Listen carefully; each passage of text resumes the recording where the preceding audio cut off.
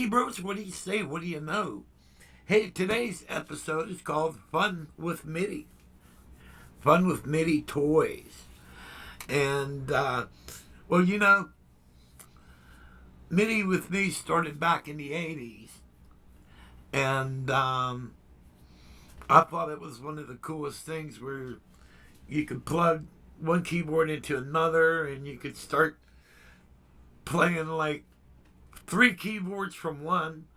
And it was such ballsiness that everything was so full that way. And then through sequencing, where you didn't have workstations back then, so you had to like MIDI and a drum machine and a sequencer and sound modules. Then you had to set a MIDI clock and all this crazy stuff. And then in the 90s, that's when the keyboard modules was really big, where you'd MIDI all these modules together and get all type of sounds and stuff. So, but I kind of got away from it, you know what I mean? Because basically everything was on other keyboards, so you really didn't need a lot of modules and stuff. But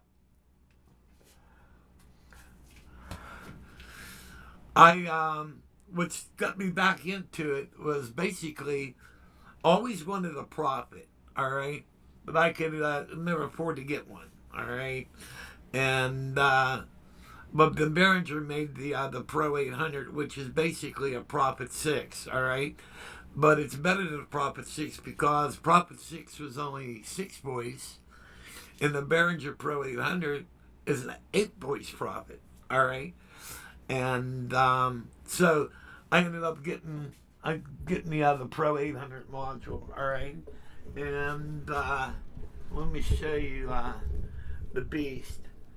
This rack here, here we go. All right, so you got the Pro 800 module, all right, and then right up here is a Roland A500 Pro controller, all right. So I was using this MIDI patcher, which probably came out during the 90s, but this thing is a real pain in the ass to set up to get all the different modules. So I made my own, alrighty. And basically, I wanted to make a rack-mounted MIDI merger switcher that will do 4 modules, alrighty. Because what we have here is we have the Pro 800, we have the Roland JV880, the Roland U220 module, the Alesis Quadra S4 module, which is not here. Alrighty? Alright, I'm going to show you what I came up with. Alrighty? Since I ended up with all these modules, I wanted to be able to switch them. So the first thing I did, I have this light.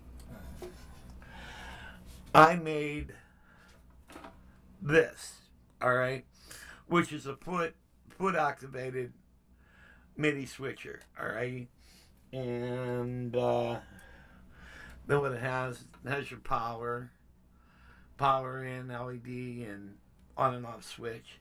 So we'll hook this up, all right, and so there's all your hookups here. And so you come out of your controller, go into here, then you could go into 2 other keyboards. And you can switch these on and off just by hitting the switches, alright? So I made this one for live use, alright? Alright, so then I wanted to make one up to replace the one that's in the beast, the module that's in the that module rack, all right. So I built this one from scratch, all righty, and it took me like a week and a half to build it. And go back out a little bit, give me some room here, and this is what I made, all righty. And as you can see, you have your MIDI in. This is power, MIDI in, then 4 switches here, all righty. And like, let's see if you can see the way it is. Like this would be the Prophet, the Quad S4, the U220, and the JV880. So to bring these modules in, you just flip a switch, all right? But what I wanted to show you, all the wiring that's involved in this thing. This is why it took me a while to build this. All righty.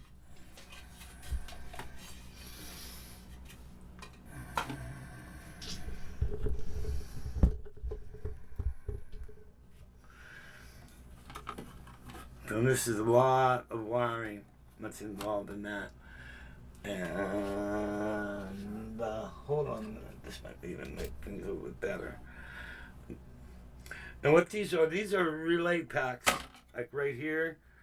All right, so this is a relay module. This is a relay module. There's 4 of them. All righty. And each module does one Midi connection. All righty. And so then you have your Midi in. Then in the back,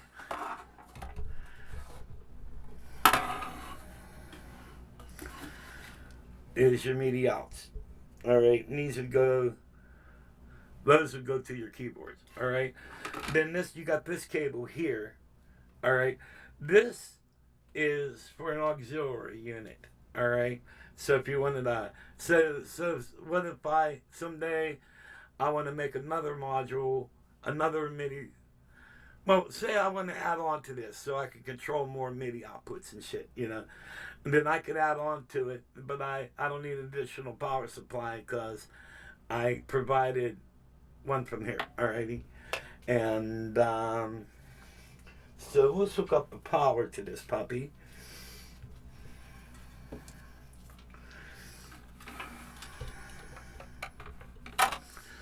Alright.